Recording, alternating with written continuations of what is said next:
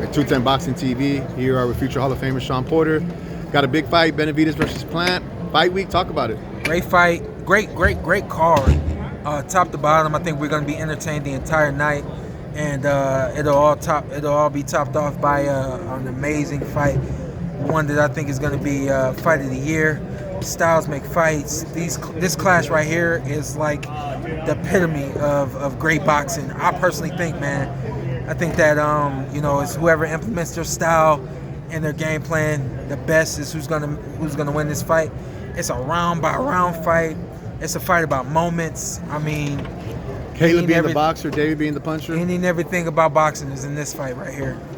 You've been around them for a while, Plant and David. You know they don't like each other. Yeah. Is that what fans need, fights where it's high level but also it's beef? Like, makes it interesting. I think that this is a fight that could pull in the average viewer that is not a boxing fan, because people who are not boxing fans don't understand that there usually isn't bad blood and animosity there. So I think that is something that could pull in sports fans who are not boxing fans.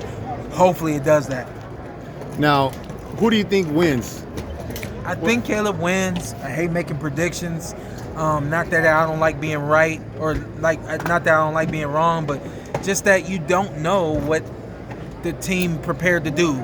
You don't know how well the team prepared, and we could all say that Styles make fights, this is what this guy do, this is what that guy's gonna do, and they just, sometimes it never happens, but I think overall, I think that Caleb is gonna be fast, sharp, round by round fight. I think he wins the decision. We'll see what happens. I mean, David looked amazing just in hitting pads, and I know personally that hitting pads is one thing, fighting somebody's different, but that dude's a different kind of beast, man. So it's gonna be a good one. This is probably the best shape that I've ever seen him in personally.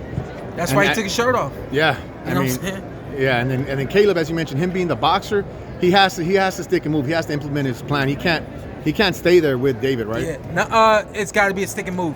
If you don't stick and move, if you wear punches, whether that's on your arms, on your shoulders, on the gloves, on your body, it's gonna break you down. The best thing for Caleb to do is stick, move, and then stick hard and move, you know what I mean, until he breaks down David. No one's ever seen David get broken down before, so that's kind of, when I look at this fight, I say, man, I think that if there's someone out there who can break down David Benavidez, it's got to be Caleb Plant. Now, on the flip side, if David wins, do you feel like, okay, a new star is born, and then a fight with him and Canelo is on the horizon? This is that fight that makes, so David, I think, is a star in the boxing world.